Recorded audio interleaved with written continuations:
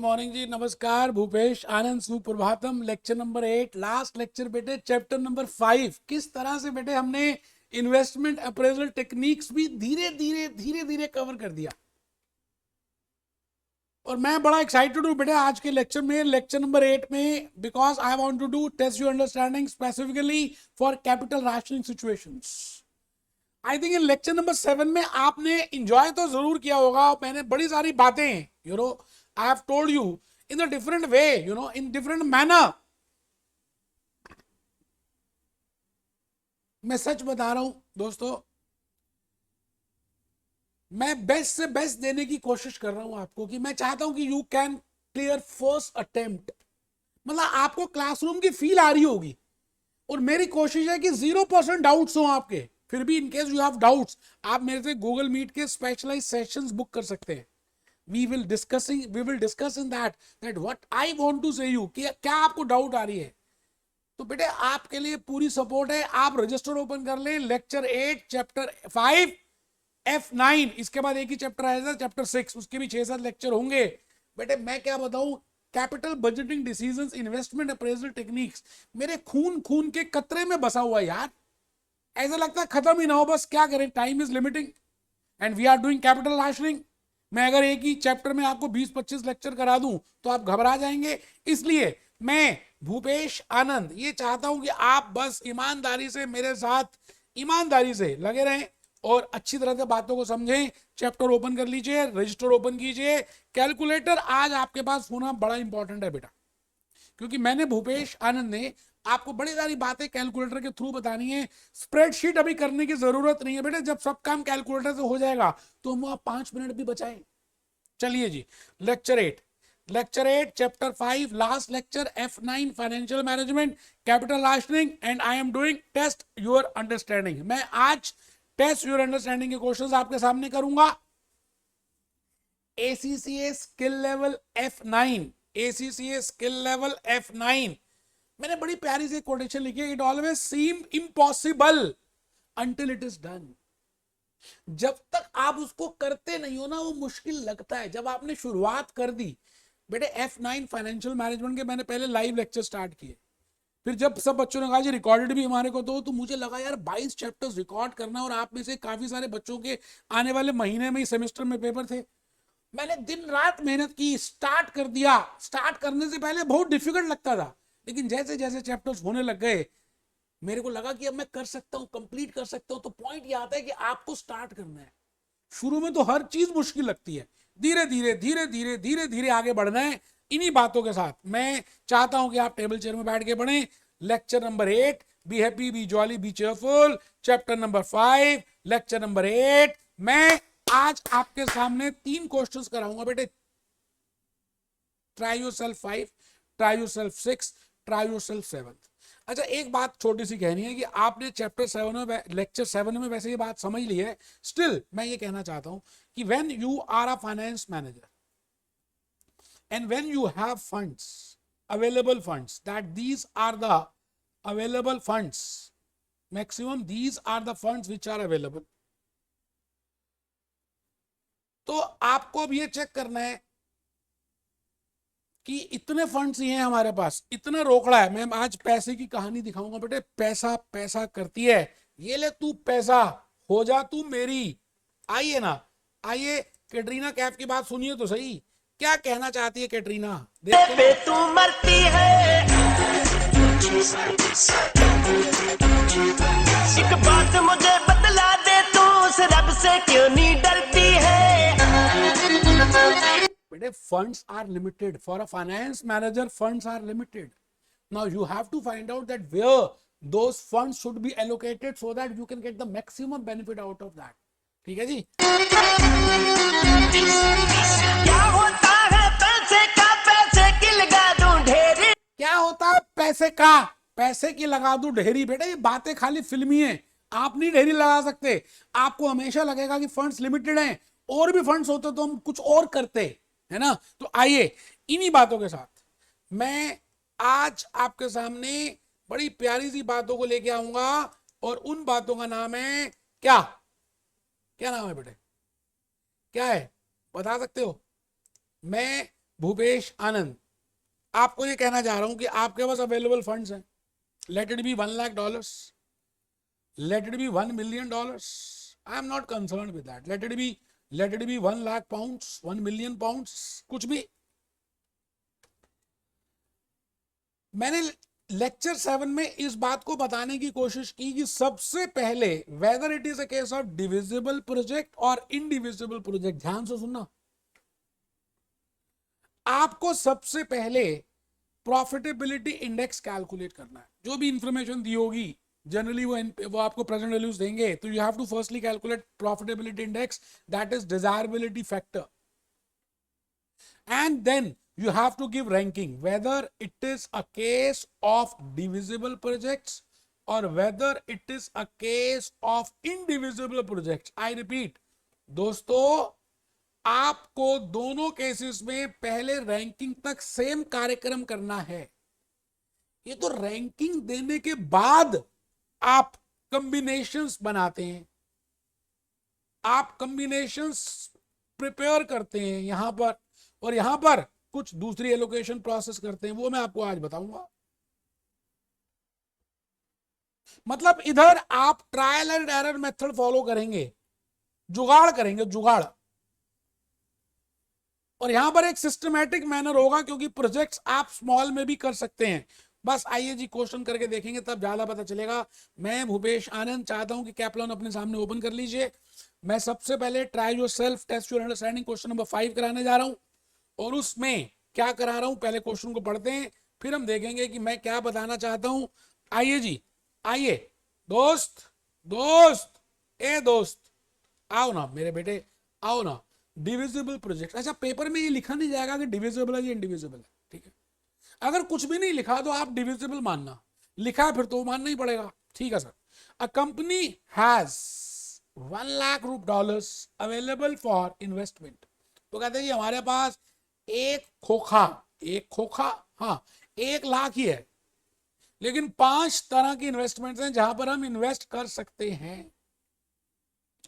आपके पास जो है प्रोजेक्ट सी, प्रोजेक्ट डी, प्रोजेक्ट ई, प्रोजेक्ट एफ, प्रोजेक्ट जी. मान लेते हैं प्रोजेक्ट सी है बिजनेस स्कूल स्टार्ट करना है, प्रोजेक्ट डी है एक ऑटोमोबाइल स्टार्ट करना है, वर्कशॉप, और बिजनेस ई है we want to start with video lectures, business F, business G, जो भी है. Initial investment that is cash outflow. अच्छा बेटे कैश आउटफ्लो तो होती प्रेजेंट वैल्यू, क्योंकि वो 0 पीरियड में होती है, ठीक है जी. 40,000, 1 लाख, 50,000, 60,000, 50,000. अगर आप टोटल करें तो आप चेक करिए जी, 1,40,000, 2,40,000, $2,60,000 टोटल लग जाएंगे. बस आपके पास 1 लाख ही तो है.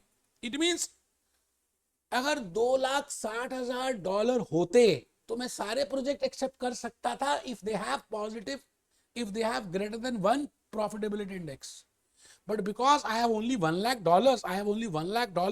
so I have to see that out of these 5 projects, which project is to be selected and which is not to be selected. ठीक है सर, एनपीवी दिया हुआ है.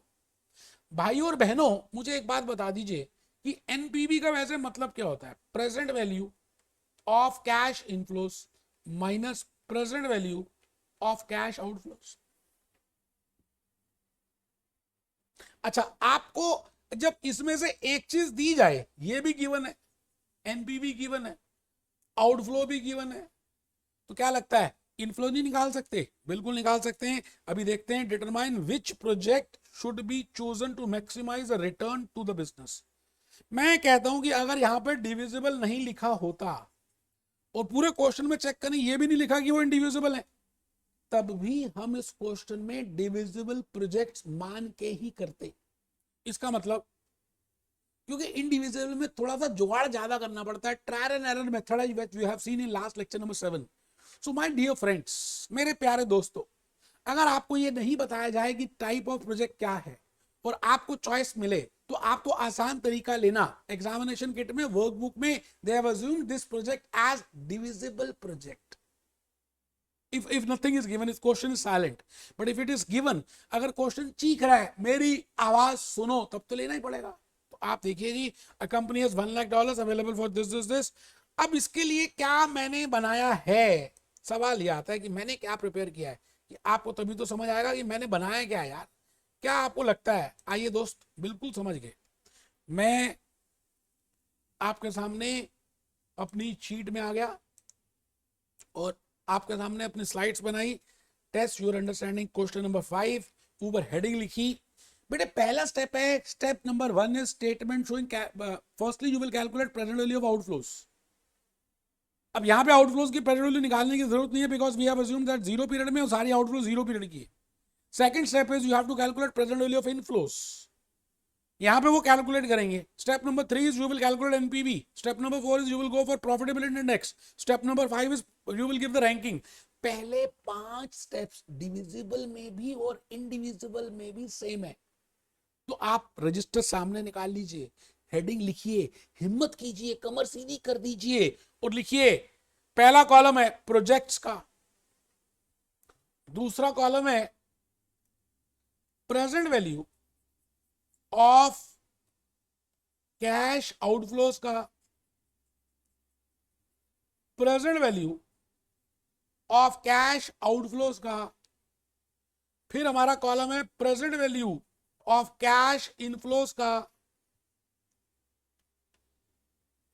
फिर नेक्स्ट कॉलम है नेट प्रेजेंट वैल्यू और लास्ट कॉलम है rank profitability index. बेटे 5 कॉलम तो बनाने हैं, 5 ही स्टेप्स हैं। बिल्कुल शांति से बनाएं, क्योंकि टेस्ट योर अंडरस्टैंडिंग 5 में भी, 6 में भी और 7 में भी यही वाले सेम प्रोजेक्ट्स हैं। तो अभी से ध्यान से बना लीजिए। CDEFG, I am given you the 5 projects and I have to find out which of the project is the best. And second column is present value of outflows, that is given to me. $40,000 for C will be the outflow, $1 lakh for D, 50,000 for E, 60,000 for F and 50,000 for G, and in total it requires $2,60,000 which we have just seen in Kaplan. अभी देखा था हमने $2,60,000 चाहिए और आपके पास है $1,00,000। अब सवाल आता है कि इनफ्लोज कैसे निकालेंगे। बेटे एनपीवी गिवन है, थोड़ी सी हिम्मत नहीं कर सकते। Net present value is equal to present value of inflows minus present value of outflows. Kaplan में नहीं दिया हुआ, उन्होंने तो डायरेक्टली कर दिया। मैं कह रहा हूं अभी करिए, हिम्मत कीजिए और इनफ्लोज निकाल के दिखाइए। आई थिंक जब हम कह रहे हैं, या ऐसा भी समझ लीजिए, जब ये गिवन है 20 और ये गिवन है 40, आप बताइए इनफ्लोज कितनी होंगी? 60, क्योंकि something minus 40 is equal to 20, so something is equal to 60। Similarly, I have calculated 135, 74, 78, मतलब एनपीवी प्लस आउटफ्लो कर दे तो इनफ्लो से तो आएगा 40।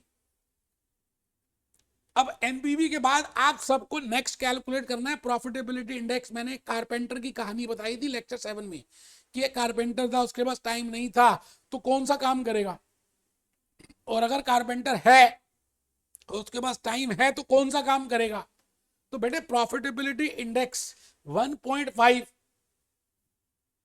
कैसे आया करके देखिए ना। इनफ्लोस अपॉन आउटफ्लोस, तो 60 डिवाइडेड बाय 20, 3 आ गया। अच्छा 60 divided by 40, sorry, inflows divided by outflows. बेटे ये आ गया 1.5। ठीक है सर, बहुत बढ़िया, क्लियर कर दीजिए। आगे चलिए 1,35,000 डिवाइडेड बाय 1 लाख, ये तो करने की जरूरत भी नहीं थी, वैसे आया था 1.35। सिमिलरली मैंने 1.48, और जिसका सबसे ज्यादा प्रॉफिटेबिलिटी इंडेक्स है, मैंने लेक्चर नंबर 6 में बताया था, higher the PI better it is, because वो ₹1 के ऊपर ज्यादा इनफ्लोज आ रही हैं। ठीक है जी, ठीक है सर, ये आ गया जी। Preference 1, preference 2, preference 3, preference 4। अब आप ये बताइए, क्या अगर आपको यहां पर पैसे होते तो क्या आप इस प्रोजेक्ट को करते? ये जी वाले को? बेटा मैं बिल्कुल भी नहीं करता। क्यों? क्योंकि यहां पर प्रॉफिटेबिलिटी इंडेक्स 0.8 की आ रही है। I will not even give the preference. 0.8 का मतलब क्या है कि हर ₹1 की आउटफ्लो के पीछे आपको 80 पैसे मिल रहे हैं वापसी में। तो क्या वो काम करना चाहिए, वो सौदा करना चाहिए? That whether you should do that project? No no no, नहीं नहीं नहीं, that's why I have not given the preference to project number G. Okay, आइए जी, बड़ा सिंपल है। अब तो statement showing selection of individual projects, I think अब तो कर सकते हैं। अब तो सिंपल है, $1,00,000 है ना आपके पास, तो 1,00,000 हम डिविजिबल में सबसे पहले प्रेफरेंस 1 वाले को करेंगे। प्रेफरेंस 1 है सी में आउटफ्लो लगेगी 40, तो ये सी कर लिया जी, 40,000 यहाँ पे। अब कितने पैसे बच गए? $60,000 अवेलेबल फंड्स। अच्छा, इसमें आप प्रेफरेंस नंबर 2 किसको दिया है? ई को। ई में लग रहे हैं 50,000, तो ई कर लिया जी, ये आ गया जी ई। इसमें से 10,000 बच गए। अब आपके पास अवेलेबल फंड्स कितने हैं? 10,000। ठीक है, and because these projects are divisible तो you can do in parts also, तो डी कर लेंगे और डी करेंगे अप टू 135, अप टू 10,000, क्योंकि उसमें टोटल तो पैसे 1,35,000 चाहिए। अच्छा, आपने अब क्या किया? सी पूरा किया, ई पूरा किया और डी आपने लिख दिया अप टू 10,000। अब सवाल आता है कि इसकी एनपीवी कैसे कैलकुलेट करें? बड़ा इजी है यार। देखो ना, प्रोजेक्ट नंबर सी में तो पूरी एनपीवी 20,000 की ले लेते हैं, because we have accepted full. ठीक है, और ई में भी फुल ले लेते हैं 24,000। बट यहां पर डी में फुल नहीं ले सकते, because we have not accepted. अगर मैं पूरा प्रोजेक्ट एक्सेप्ट करता और 1,00,000 लगाता तो 35,000 मिलते, बट मैंने 1,00,000 थोड़ी लगाया है, मैंने तो 10,000 लगाया है। तो आप बताइए 10,000 लगाया तो कितने मिलेंगे? 10,000 इंटू दिस, और आप 1.35 से करिए ना भाई। 1.35 आपकी प्रॉफिटेबिलिटी इंडेक्स है, ऐसा समझ लीजिए। इसका मतलब 1 रुपया लगाते तो 1 रुपया 35 पैसे मिलते, इसका मतलब आपकी एनपीवी 35 पैसा है। अच्छा, जब मेरी एनपीवी 35 पैसा है तो मैं ये कहना चाहता हूं कि 10,000 इंटू 0.35 कर दें, तो 10,000 इंटू 0.35 दैट कम्स टू 3,500 आ गई एनपीवी। या तो ये तरीका है, और ऐसा भी कर सकते हैं, पहले इनफ्लो निकालना, इनफ्लो निकाल लीजिए। 10,000 तो 13,500 आ जाती। कैसे? 10,000 into 1.35 into point in minus 10,000, ये आ गया जी 3,500। तो यहां पर मैंने 3,500 ऐड कर देता हूं। तो अब आपके सामने चेक करिएगा, आंसर यही दिया हुआ है 3,500, ये वाला आ गया जी। सी का 20,000, ई का 24,000, 20 24 और टोटल कर लेते हैं जी 20 plus 24 plus 3.5 that comes to 47,500 आपकी एनपीवी आ जाएगी maximum. And the best selection is accept project number C, accept number project number E and accept project D up to 10,000। मैं आगे चलूंगा बेटे, test yourself. Question number 6 में आऊंगा बेटे। आपको मैं यही कहूंगा कि आप पहले इस क्वेश्चन को खुद अपने आप सॉल्व करेंगे ना, इन सभी को, तो आपको ज्यादा समझ आएगा। सीधी सी बात है, मैं तो पूरी मेहनत कर रहा हूं, फ्लो चार्ट बना रहा हूं, लॉजिकली बता रहा हूं, आप देख ही रहे हैं। द कंपनी फ्रॉम, अच्छा वो कहता है जी जो टेस्ट योर अंडरस्टैंडिंग 5 था उसका डाटा सेम लो। मैंने कहा था ना आप उसका सेम करना, ध्यान से करना।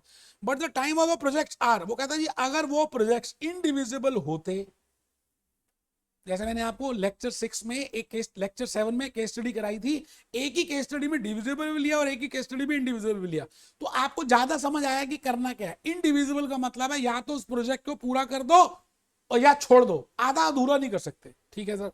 The information is a company has $1,00,000, a company has $1,00,000 and has identified 5 investments. 5 investments उन्होंने आइडेंटिफाई कर दी।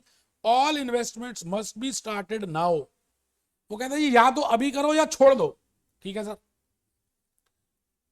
Project C D E F वही वाले प्रोजेक्ट्स हैं, इनिशियल इन्वेस्टमेंट भी वही है, एनपीवी भी वही है, खाली एक चीज आ गया डिफरेंस कि now these projects are indivisible. अब बेटे इनडिविजिबल में हम क्या करते हैं, रैंकिंग तक तो सेम ही है। अच्छा, रैंकिंग के बाद आपको क्या जुगाड़ करना है मैं अभी लॉजिकली बताऊंगा, करके देखेंगे ना तो समझ आएगा। That method is named as trial and error method. तो मैं सीधा ले चलता हूं आपको अपनी स्लाइड में और आपको वहां से लॉजिकली समझ आएगा कि मैं कहना क्या चाह रहा हूं। आप हेडिंग लिखिए, statement showing selection of individual projects. अच्छा, फर्स्ट कॉलम तो सेम ही है, सी डी ई एफ जी, वो मैंने ऐसे ही वहां से कॉपी पेस्ट मार दिया। सेकंड कॉलम भी सेम है, प्रेजेंट वैल्यू ऑफ आउटफ्लोज 40,000, 50,000, 1,00,000, 60,000, 50,000। अच्छा, थर्ड तो we have already done in the last question number 5 that if you are given with NPV we can calculate inflows, तो मैंने इनफ्लोज निकाल दी। अच्छा, फिर मैंने प्रॉफिटेबिलिटी इंडेक्स कैलकुलेट कर दी और फिर रैंकिंग कर दी। It means whether it is a case of divisible projects और whether it is a case of individual projects, you have to firstly calculate up to ranking same. इसके बाद हमारे trial and error method में अब समझना ध्यान से, मैंने हेडिंग लिखी statement showing selection of projects as per trial and error method. मैंने क्या किया सर, प्रोजेक्ट्स बनाए जो दिए थे मेरे को CEDF, है ना, जी तो लिखा ही नहीं क्योंकि उसमें तो नेगेटिविटी है। आउटफ्लोज लिख दी, रैंकिंग लिख दी, और यहां पे लिख दिए कॉम्बिनेशंस, और एक छोटा सा कॉलम बनाया आइडल फंड्स का, because in this you have to either accept it और you have to reject it. कई बार होगा क्या कि आपके पास $40,000 होंगे और उस प्रोजेक्ट में चाहिए 45,000, आप कर ही नहीं सकते, तो 40,000 का और कोई प्रोजेक्ट ही नहीं है, तो इसका मतलब आपके पास आइडल फंड्स $40,000 होंगे। तो आपको उस बात का ध्यान रखना है और एक आइडल फंड्स का कॉलम और बनाना है। अच्छा, और एक बात बता दूं, एग्जामिनेशन किट के जब आप क्वेश्चंस करेंगे, बीबीपी के करेंगे, कैप्लॉन के करेंगे, तो एक और ट्रिक है जिससे आपको पता चल जाएगा कौन सा आंसर होना चाहिए, जहां पर आइडल फंड सबसे कम आएंगे। I repeat, in case of individual project जहां पे आइडल फंड सबसे कम आएंगे, that will be the best combination, but how you will able to find out that कि आइडल फंड्स कहां पे कम आएंगे। आइए देखते हैं।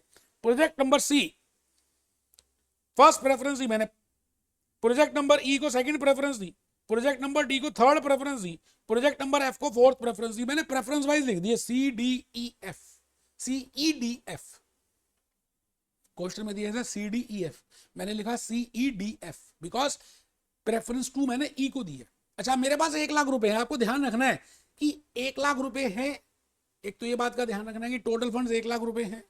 दूसरी बात, जिसको रैंक 1 दी है उसको पहले वहां से शुरू करना है, और तीसरा पूरा ही करना है या तो छोड़ देना है। तो मैंने फर्स्ट कॉम्बिनेशन प्रिपेयर की कि अगर मैं सी को एक्सेप्ट कर लूं, क्योंकि रैंक 1 को पहले लेंगे, फिर रैंक 2 को लेंगे, फिर रैंक 3 को लेंगे, फिर रैंक 4 को लेंगे, और देखते रहेंगे कि पैसे कम तो नहीं हो रहे। 1 मैंने रैंक 1 को लिया। ये मैं ऐसा करता हूँ, ये थोड़ा सा ना आपको ज्यादा समझ आएगा, मैं इसको आपके सामने करके दिखा। अच्छा, ये देखिए, ये मैं रब कर दिया, ये सारा आपको लॉजिकली समझ आएगा। सी को मैंने पहले लिया क्योंकि रैंक 1 सी को दिया, और सी में आपको पता है 40,000 रुपए लग गए, because I have to invest 40,000 and I have only $1 lakh. So it is I am remaining with $60,000. So now the point is whether I can accept project number E, because second preference I have given for E. Yes, I can accept in this combination E. तो 60 में से 50,000 इसमें लग गए, कर सकते हैं क्योंकि आपके पास $60,000 हैं, तो $10,000 रह गए, वो आइडल फंड्स हैं। ये मेरे पास 10K यहां पर आ गया। अब मैं डी भी नहीं कर सकता हूं, थर्ड प्रेफरेंस वाला भी प्रोजेक्ट नहीं कर सकता, फोर्थ वाला भी नहीं कर सकता, बिकॉज $1 लाख चाहिए डी को करने में और $60,000 चाहिए 4 को करने में, and I don't have that much funds, so idle funds are 10K। ठीक है सर। अब मैं दोबारा से शुरू किया, मैंने दोबारा से पहले सी को ही लिया, रैंक 1 लेते हैं, अब रैंक 2 को छोड़ देते हैं, रैंक 3 को लेंगे पहले। ठीक है जी। क्या रैंक 3 को ले सकते हैं? नहीं ले सकते। रैंक 4 को ले सकते हैं? हाँ ले सकते हैं। इसमें फाइनल फंड्स कितने हैं? नील। ऐसे कॉम्बिनेशन बनानी है ट्रायल एंड एरर मेथड से। मुझे नहीं पता अभी कौन सी बेस्ट होगी, अब हम देख लेंगे किस कॉम्बिनेशन में एनपीवी ज्यादा आएगी, बट ऐसे कॉम्बिनेशन बनानी स्टार्ट कर दी। आपने पहले रैंक्स लिख दी, फिर रैंक्स के नीचे प्रोजेक्ट्स लिख दिए, और उसके बाद कॉम्बिनेशन बनानी स्टार्ट कर दी। अच्छा, और देखते हैं, अब सी को छोड़ देते हैं, ई से शुरू करते हैं। ई डी कर सकते हैं, रैंक 3 नहीं, रैंक 4 नहीं, क्योंकि 1 लाख चाहिए और 1.5 चाहिए, 50,000 ही आपके पास। तो आइडल फंड्स यहाँ पे कितने हो गए? यहाँ पर आपके पास आइडल फंड्स हो गए 50K। It means best combination तो यही थी, तो इसको ये कॉम्बिनेशन वैसे होगी नहीं, मैंने खाली समझाने के लिए लिखी है। अगर आप देखें ध्यान से, और कोई कॉम्बिनेशन बनाना चाहे बना सकते हैं। आप समझ रहे हैं? कुछ देर के बाद तो बननी बंद हो जाएंगी, वो ऑलरेडी कॉम्बिनेशन आपने बनाई होगी। तो मैं कहता हूं आपके पास 2 कॉम्बिनेशन आ गई, सी ई करें, और ऐसा भी कर सकते हैं खाली डी करें और आइडल फंड्स नहीं लें, क्योंकि डी में $1 लाख ही हैं और $1 लाख ही चाहिए और $1 लाख ही हैं आपके पास, ऐसा भी हो सकता है। ठीक है सर, ठीक है जी। आइए, तो मैंने नीचे क्या लिखा, तीनों कॉम्बिनेशंस लिख दी, सी सी डी और डी, और इनकी एनपीवी लिख दी। अच्छा, इनकी एनपीवी तो बड़ी इजी है, वहीं से देखकर ऐड कर देंगे। कैसे? सी और ई, सी में एनपीवी है 20,000 और ई में एनपीवी है 24,000, तो 20 × 24 इज इक्वल टू 44,000। ये आपके सामने 44 आ गया। मतलब डिविजिबल प्रोजेक्ट्स में फिर आपने जो प्रोजेक्ट डिवाइड किया है, जो प्रोजेक्ट पार्ट्स में किया है उसकी फिर प्रोपोर्शनल करनी पड़ती है एनपीवी, जैसे मैंने लास्ट क्लास में अभी लास्ट क्वेश्चन में इसके test your understanding question number 5 में इसी क्लास में किया था। यहां पे नहीं करना पड़ता क्योंकि आपने पूरा ही प्रोजेक्ट किया है, तो पार्ट्स का मतलब ही नहीं है। सी एफ ठीक है जी, 20 और 18 38, ये लो जी 38, और इसमें 35 है। आपको सी और ई करना है। मैं आ गया जी नेक्स्ट क्वेश्चन की तरफ। Test yourself question number 7। मैं फिर रिपीट करूंगा, अगर अभी तक भी पढ़ाई शुरू नहीं की तो अभी भी कर सकते हैं जी, समय बीता है, बीतता जा रहा है, लेकिन फिर भी आप अभी भी चाहें तो कंट्रोल कर सकते हैं। कोई काम नहीं है मुश्किल जब किया इरादा पक्का। आइए जी लास्ट क्वेश्चन की तरफ, लास्ट पॉइंट की तरफ हम test yourself question number 7 करेंगे और हम आगे चलेंगे। लाइफ में हमें और भी छोटे छोटी बातें करनी है, वो हम कर सकते हैं। अभी हम test yourself question number 7 करके मैं छोड़ दूंगा, क्योंकि 8 9 10 मैंने देख लिए वो छोटे छोटे हैं जी, वो आप कर लेना आराम से। अगर आपको ये समझ आ गया है तो 2-3 क्वेश्चन अपने आप करना। मैं आ रहा हूं इसके बाद चैप्टर नंबर 6 में, यूजिंग द सेम इंफॉर्मेशन। वो कहता है जो ऊपर वाली इंफॉर्मेशन जो 5 में दी हुई थी, 6 में दी हुई थी, आपको ये बताना है डिविजिबल प्रोजेक्ट्स, आपको ये बताना है कि सी और ई आर म्यूचुअली एक्सक्लूसिव। आपको मालूम है कि आपने जब test your understanding question number 5 किया था तो उसमें आपका आंसर था सी और ई, और इंडिविजुअल में भी चांस की बात है सी और ई आया था, है ना। अब वो कहता है जी सी और ई क्या है, सी और ई क्या है, दे आर म्यूचुअली एक्सक्लूसिव, मतलब सी और ई को इकट्ठा कर ही नहीं सकते। पैसा सब कुछ वही है, आराम से।